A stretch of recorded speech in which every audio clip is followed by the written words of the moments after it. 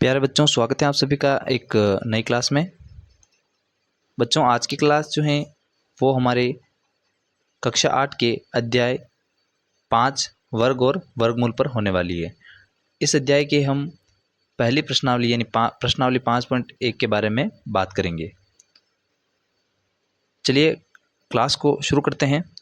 Class को शुरू करने से पहले एक महत्वपूर्ण सूचना, अगर आप लोगों ने अभी तक हमारा इंस्टाग्राम और व्हाट्सएप चैनल फॉलो नहीं किया है तो डिस्क्रिप्शन बॉक्स में लिंक हैं, आप वहां से जाकर उनको फॉलो ज़रूर करें। चलिए क्लास को शुरू करते हैं।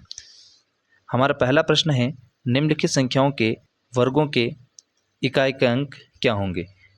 यानी इस क्वेश्चन में पूछा गया है कि नीचे जो संख्या दी गई हैं उनके वर्गों के इकाई के अंक क्या होंगे। यानी जैसे 12 है, 12 एक वर्गमूल है यानी वर्गमूल संख्या है, तो 12 का वर्ग कितना होगा 144 और इसका इकाई का अंक कितना है 4। इस प्रकार से पूछा गया है कि 81 है, 81 का जब वर्ग करेंगे तो इसकी जो वर्ग संख्या आएगी उसका इकाई का अंक क्या होगा। यानी हमें इस संख्या का वर्ग करके उसका इकाई का अंक पूछा गया है। तो यहाँ हम साधारण सी एक ट्रिक लेंगे। यहाँ पर 81 में इकाई का अंक क्या है 1 है, तो हमें इकाई का अंक लिखना है और इकाई के अंक का स्क्वायर कर देना है। यानी 1 को 1 से गुणा करेंगे तो आएगा कितना 1। यानी जो 1 आ रहा है इसका तात्पर्य ये हुआ कि 81 का अगर हम वर्ग निकालेंगे तो इसकी जो वर्ग संख्या आएगी उसका इकाई का अंक भी 1 होगा। अब यहाँ पर जैसे 272 दिया हुआ है, 272। अब 272 के अंदर इकाई का अंक क्या है 2 है। 2 का वर्ग कितना होता है 2 × 2 यानी 4 होता है। तो 272 का जो वर्ग होगा उसका इकाई का अंक भी 4 होगा। इसी प्रकार से तीसरा दे रखा है 799। अब 799 में इकाई का अंक क्या है 9। 9 का वर्ग कितना होता है 81 और 81 में इकाई का अंक क्या है 1 है। तो 799 का जो वर्ग करेंगे उसका इकाई का अंक भी 1 आएगा। इसी प्रकार से आपको प्रश्न संख्या 1 के सारे प्रश्न जो हैं वो इसी प्रकार से आपको हल करने हैं। अब बात कर लेते हैं दूसरे प्रश्न की। दूसरे प्रश्न में पूछा गया है कि निम्नलिखित संख्याएं स्पष्ट रूप से पूर्ण वर्ग संख्याएं नहीं है, इसका कारण बताइए। अब यहाँ पर कुछ संख्याएं दे रखी हैं, अब ये पूर्ण वर्ग संख्याएं नहीं है तो इसका कारण क्या है। तो कोई भी संख्या पूर्ण वर्ग संख्या कब होगी जब उसकी इकाई के स्थान पर 0, 1, 4, 5, 6 और 9 आए। यानी इनमें से अगर कोई सी भी संख्या इकाई के स्थान पर आ रही है तो वह संख्या पूर्ण वर्ग संख्या हो जाएगी। अगर नहीं आ रही है तो वह संख्या पूर्ण वर्ग संख्याएं नहीं होगी। अब यहाँ पर जैसे पहला दे रखा है 1057, यह इकाई का अंक क्या है 7 है, इसलिए ये एक पूर्ण वर्ग संख्या नहीं है। दूसरे में इकाई का अंक 3 है, इसलिए ये पूर्ण वर्ग संख्या नहीं होगी। तीसरे में इकाई का अंक 8 है तो ये भी पूर्ण वर्ग संख्या नहीं होगी। और चौथे में इकाई का अंक 2 है तो ये भी पूर्ण वर्ग संख्याएं नहीं होगी। अब यहाँ पर पाँचवें में इकाई का अंक 0 दे रखा है, फिर भी ये पूर्ण वर्ग संख्या नहीं है। तो 0 के लिए और नियम लगता है, वो नियम है कि 0 जो है वो किसी भी संख्या के पीछे सम डिजिट में आना चाहिए। यानी जैसे मान लीजिए यहाँ 64 है, 64 में अगर 0 2 बार आता तो ये सम डिजिट में है तो ये एक पूर्ण वर्ग संख्या हो जाएगी। अब यहाँ पर 0 अगर 3 बार है तो ये विषम डिजिट में है, यानी विषम संख्याएं हैं, विषम संख्याओं में 0 आ रहा है तो ये पूर्ण वर्ग संख्या नहीं होगी। अब यहाँ पर पाँचवें में जो संख्या दे रखी है इसके पीछे जो है वो 0 जो है वो सम डिजिट में नहीं है, 3 बार है, तो इसी कारण पाँचवा जो है वो पूर्ण वर्ग संख्या नहीं होगी। और छठे में इकाई के स्थान पे 2 है इसलिए पूर्ण वर्ग संख्या नहीं है। और सातवें में वापिस वही 0 जो है वो 3 बार है इसलिए पूर्ण वर्ग संख्या नहीं होगी। और लास्ट 8वें में भी 0 जो है वो 1 बार है, यानी 1 जो है वो विषम संख्या है और 0 जो है वो 1 बार आ रहा है तो ये भी पूर्ण वर्ग संख्या नहीं होगी। अब बात कर लेते हैं हमारे तीसरे प्रश्न की। निम्नलिखित संख्याओं में से किस संख्या का वर्ग विषम होगा। यानी यहाँ पर ये कहा गया है कि नीचे को संख्याएं दे रखी है, उनका अगर आप वर्ग करोगे तो किसका वर्ग जो है वो विषम संख्या होगा। यानी जैसे मैं मान लीजिए 12 का वर्ग करता हूँ तो 144 आता है, और 144 जो है वो एक सम संख्या है।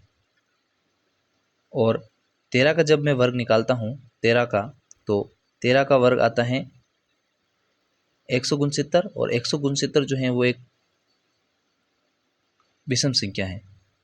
तो इसी प्रकार से आपको बताना है कि 431 का जो वर्ग निकालेंगे क्या वो वर्ग सम संख्या है कि ये विषम संख्या।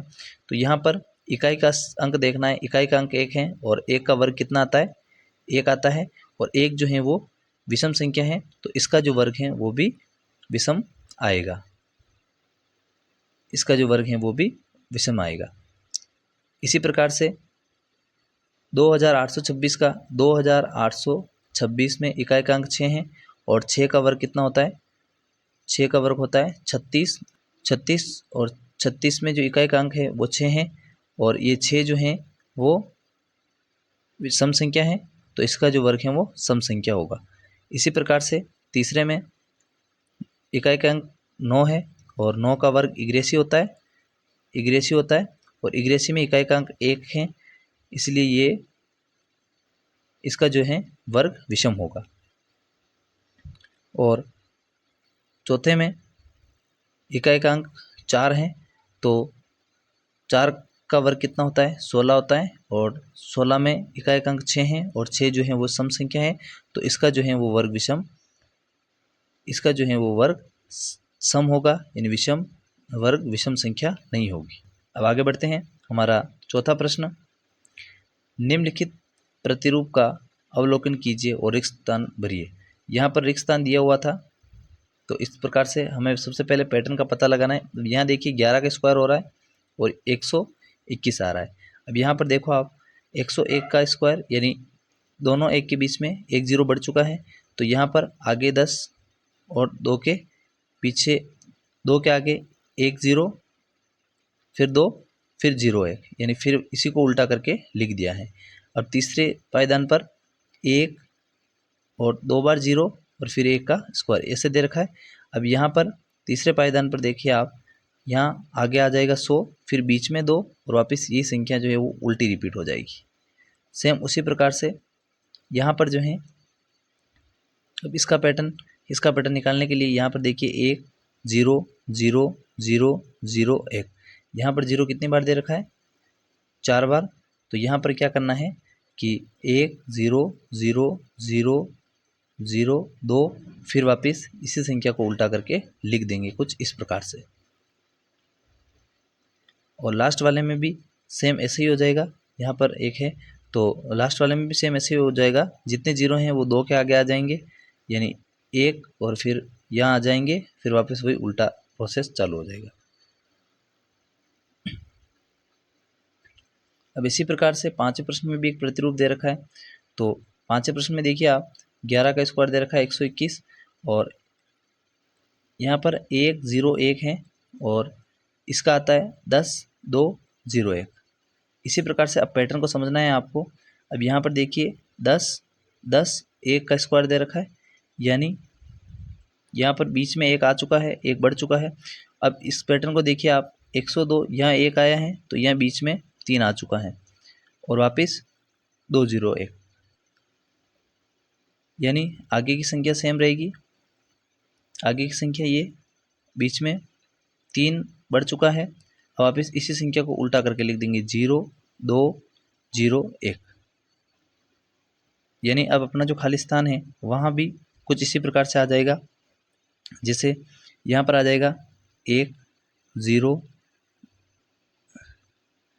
2 0 0 3 0, अब यहाँ आ जाएगा 4, और फिर वापस इसी संख्या को उल्टा करके लिख देंगे कुछ इस प्रकार से।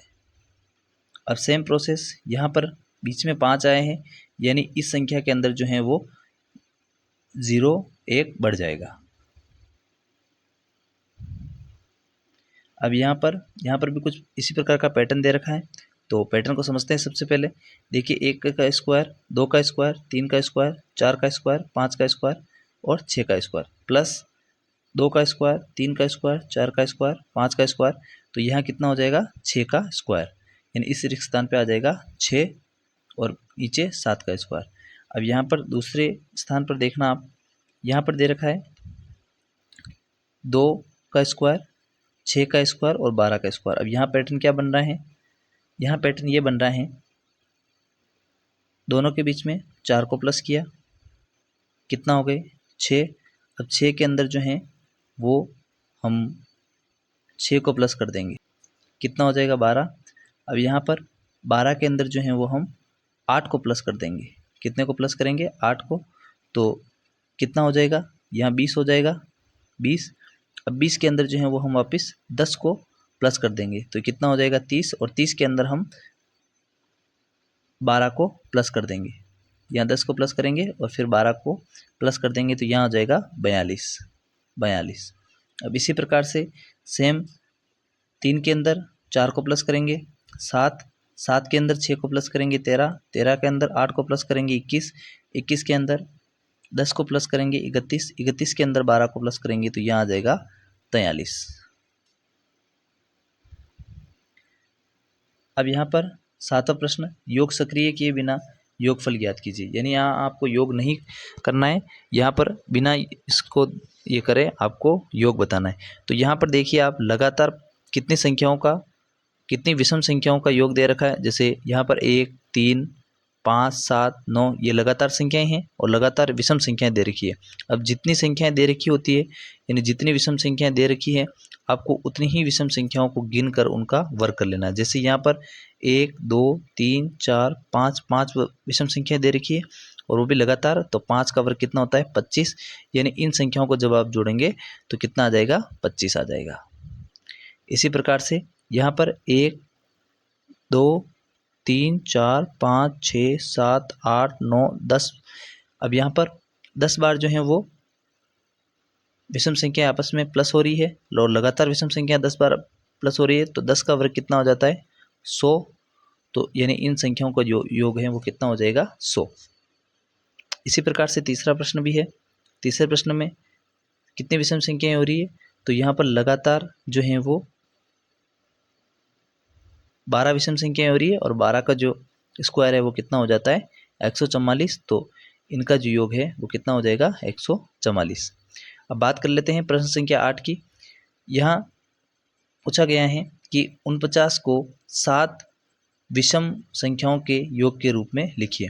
अब 49 को 7 विषम संख्याओं के योग के रूप में लिखना है, तो आपको कुछ नहीं करना, आपको लगातार 7 विषम संख्याओं को आपस में जोड़ लेना है, यानी 1 के बाद 3 3 के बाद 5 5 के बाद 7 7 के बाद 9 9 के बाद 11 और फिर 13, यानी 13 तक जो विषम संख्या है वो आपस में लिख लेंगे, इनको प्लस करके लिख लेंगे, तो इनका जो योग है वो कितना हो जाएगा 49। इसी प्रकार से इसका दूसरा पूछा गया है कि 121 को 11 विषम संख्याओं के योग के रूप में लिखिए। तो आपको लगातार 11 विषम संख्याएं लिख लेनी है।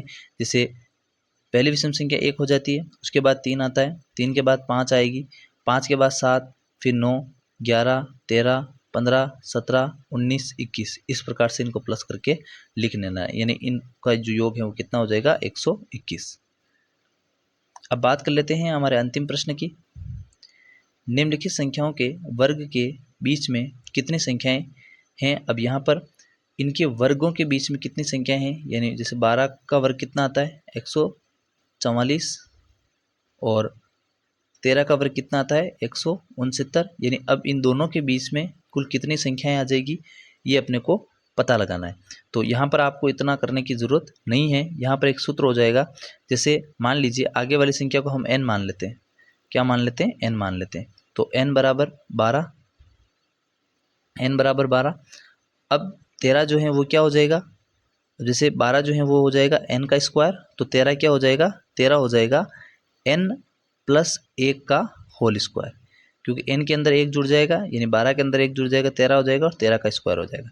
इसी प्रकार से अब इन दोनों के बीच की जो वर्ग संख्या है वो क्या हो जाएगी 2n, यानी n को जो है वो किससे गुणा करना है 2 से, यानी n जैसे पहले में मैं n 12 मान रहा हूँ, तो 12 को किससे गुणा कर देंगे 2 से, तो ये आ जाएगी 24, यानी 12 और 13 के वर्ग के बीच में 24 संख्याएं आती है। इसी प्रकार से 25 को n मान लेंगे तो 25 × 2 50, यानी 25 और 26 के बीच में 50 वर्ग संख्याएं आती हैं। इसी प्रकार से 99 और 100 का आप कीजिए। 99 और 100 यहाँ हो जाएंगे 2 × 99, तो इसका कितना आ जाता है वो कमेंट बॉक्स में बताना। आज की क्लास आपको कैसी लगी कमेंट बॉक्स में बताएं और मिलते हैं नेक्स्ट क्लास में। तब तक के लिए जय हिंद, जय भारत, वंदे मातरम।